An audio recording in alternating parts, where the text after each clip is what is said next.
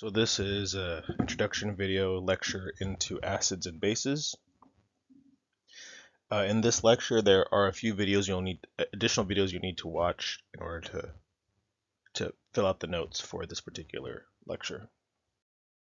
So the first one you're going to watch is red cabbage chemistry. So in the video, I'm using red cabbage as an indicator to determine the pH of some different household substances. So watch that video and then identify the control, independent, and dependent variables for this in your notes. So hopefully you watched the video. The color of the solution is based on the pH of the substance.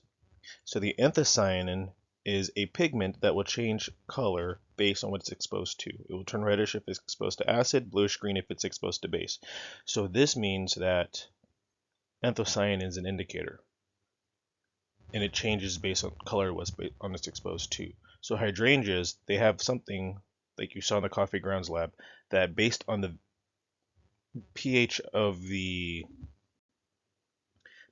soil, it will change colors over time based on what it's exposed to. So properties of acids and bases. So acids have a sour taste. They can cause a painful sensation on skin. They react with certain metals to produce hydrogen gas. They can react with limestone and baking soda to produce carbon dioxide. They react with litmus paper and can turn it red. So depending on the litmus paper and what its range is, it can change color based on what it's exposed to. Conversely, bases are bitter in taste. They can tend to feel slippery on skin like soap. They react with oils and greases. React with acids to produce a salt and water. So this is a neutralization reaction like we've talked about before, a type of double displacement or replacement reaction. And depending on the type of litmus paper, it will turn the paper blue if it's exposed to a base. So common acids found in the home, fill this out on your handout please. So acetic acid, sulfuric acid, carbonic acid, boric acid, and acetylsalicylic acid. So CH3, COOH, H2SO4, H2CO3, H3BO3, C16, H12O6. So all of these are all aqueous. So this doesn't mean it's automatically an acid. Remember that AQ, that it stands for aqueous or dissolved in water. Okay, so remember that if you see something as aqueous or AQ, that means it's just dissolved in water. So some of these substances, when they're dissolved in water, they are considered acids like this. However, that's not always necessarily the case. For example, if I have CaCl2 solid and I put it in water, it's going to break up into calcium ions and chloride ions. And these are considered aqueous because they are dissolved in water. It doesn't mean that these necessarily are acids. Okay, so just remember that AQ just stands for aqueous or dissolved in water. What does acid rain do to your body? So watch the video and answer the following two questions when you watch it. What two compounds contribute to acid rain, and what are the main sources of these two compounds? So common bases found in the home: nitrogen trihydride, NH3, ammonia or cleaner, NaOH, sodium hydroxide is lye, that's used as a cleaner as well. Sodium bicarbonate, NaHCO3, baking soda. Magnesium hydroxide, MgOH, parentheses 2, milk of magnesia, we're going to talk about those in a minute. Calcium carbonate and an aluminum hydroxide, CaCO3, and AlOH3. So notice that you should know these names already. You should recognize one, these names, and two, if I were to give you just the formula, you should be able to technically figure out what the name is. So we'll talk a little more about antacids in a bit. So watch the following video and answer the question, or address the question, briefly describe how an antacid works. And a hint, antacid is like anti-acid. So selecting the best antacid can be complicated. If you have somebody who has high blood pressure, they should not take sodium bicarbonate. And you're probably wondering, why are we talking about this? Like, well, it's making all this stuff relevant, what we're talking about. All this chemistry, acids and bases, like here's a base being used. Maybe somebody says, hey, I have high blood pressure and I need to take an acid. You'd be like, hey, don't take sodium bicarbonate because I learned that in chemistry class. If someone has osteoporosis and they need an antacid, they should take calcium carbonate because they need to replenish the calcium that's lost. However, one of the, I guess it's a funny thing, I guess, I don't know, but so calcium carbonate and aluminum hydroxide can cause constipation in large doses. On the other hand, magnesium hydroxide can act as laxative. So a way to remember it, it's funny. So aluminum hydroxide is like minimum. So minimum stool, so you're constipated. You can't defecate. On the other hand, so we said magnesium, so magnesium hydroxide sounds like what type of things that you think? Magnesium, so maximum, that's what it sounds like. So maximum poop. Yes, I said that. So maximum would be diarrhea, or it just comes out. Like after Taco Bell, hashtag not sponsored. You can call antacids as buffers. Buffers or buffer solutions resist a change in pH caused by the addition of acid or base. So this is what antacids do. So hopefully you watched the video for how antacids work and you were able to explain what happens. So here's another example of a buffer in the human body. So there is something called a carbonic acid bicarbonate pair. You don't really need to know that per se, but the idea is that it helps control the pH of your body. And it can be overcome, meaning that if you're exposed to too much acid or base, it can kind of mess up this pair and that can cause certain problems. So a couple of examples. If a person exercises too strenuously, they get lactic acid from the muscles released into the bloodstream. So how do you get lactic acid built up? It's because your body essentially run out of oxygen in the muscles and it's now undergoing anaerobic metabolism. So because of this, the lack of oxygen, you end up producing lactic acid, and this actually causes your muscle soreness. However, it gets to the point that if it gets released into the bloodstream, there's not enough of this pair to neutralize the acid. So if you notice, it's the bicarbonate that we're talking about here, or the ion that we're talking about here, that if it gets overcome, it cannot counteract with the acid, the lactic acid built up. By increasing the acid, you're actually making the pH drop. The pH is an indicator of how acidic something is. And because of this, you're now said to be in acidosis because you have too much acid in you.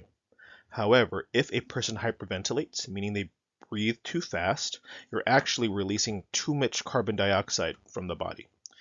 If you release too much carbon dioxide,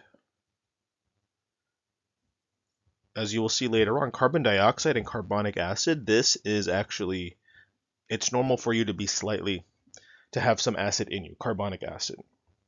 However, if you get rid of the acid, you're actually going to be too basic. The pH will go up because you're losing too much of your acidity, if you will. So pH drops because you have too much acid. If the pH, sorry. So if the pH gets too high, meaning that it's like a pH of 12, 11, whatever, you are going to be considered basic, and this is called alkalosis. So here are some symptoms of acidosis and alkalosis, some things to think about.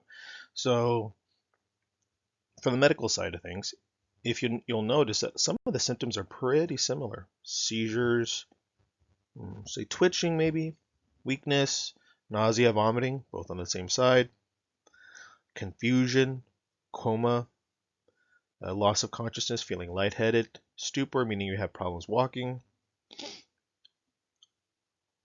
So yeah. So naming acids. So this is a new concept that you're going to have to be able to do. So make sure you guys are paying attention. Acids are substances that release positive hydrogen ions when dissolved in water.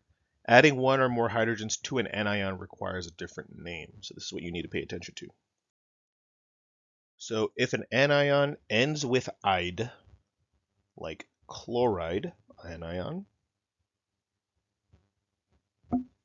or this is cyanide, or bromide, or iodide. You have hydro and ic. Hydro is the prefix in front of it, and the IDE becomes ic acid. So you'll go through some examples in a little bit. Hopefully these aren't too bad. If you have something that ends in an anion that ends in ate or ite, so if it ends in ate, like nitrate, sulfate, phosphate, etc., there are some things you need to do for like sulfate and phosphate, but so if it ends in like ate, it becomes ic acid. If it ends in ite, like nitrite, sulfite, it becomes OU, like us acid. So this is nitrous acid. So if it ends in ate, ic acid. If it ends in ite, ITE, OUS acid. If it ends in IDE, like chloride or bromide, remember it's hydro something ic acid. So be able to recognize these. Okay, so these are the anions that we're going to look at for naming acids. So you have to recognize the anion names. You have to know those already. So you're going to have to know the acid, the formula, and the name itself. So remember from before, I talked about an acid has some kind of H and then some anion. It can have any number of H's depending on your oxidation numbers from your anions. So for example, you have your bromide ion. So the formula will be, remember we're dealing with H plus, and then whatever the anion is.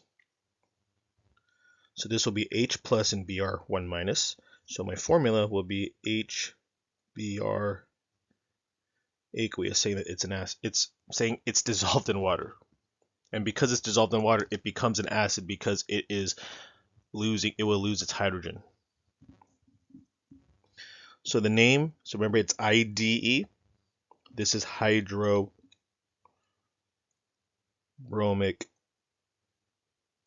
acid. You can't really see that. Acid. I'll change the color for this one. Hypochlorite, so it's H plus and then ClO 1 minus. This will be HClO. This is hypochlorous acid. ClO3 1 minus. This is H plus and ClO3 1 minus. So luckily for us, this is still just HClO3 aqueous. This becomes chloric acid because it ends in ate. BO3 3 minus, so combine with H plus. So I'm going to crisscross the 3 from the 3 minus up here. So this becomes H3BO3 aqueous. It ends in 8. So this is boric, it's ORIC acid. So H plus and PO4 3 minus. This is H3PO4 aqueous. So I added sulfite on the bottom because it sort of behaves the same way in terms of the naming. So this is not phosphoric acid. This, you may have heard this because you can find it in soda and stuff like that.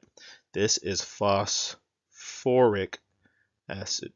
So things with sulfur and phosphorus, they kind of recruit more letters from the name. Like this becomes phosphoric acid. It's ugly. Sulfite. So same concept. H plus and SO3 2 minus. So this is H2SO3 aqueous. So like phosphate, it's going to recruit more from the element name. This becomes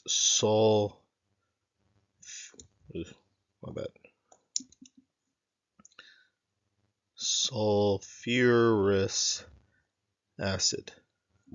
As you can imagine, I'm probably going to, most likely will, ask you in a multiple choice question, is it sulfurous acid or sulfus acid? If it's this, if it's that. So make sure you guys are aware of those. All right, so if you have any questions, please let me know. Thanks.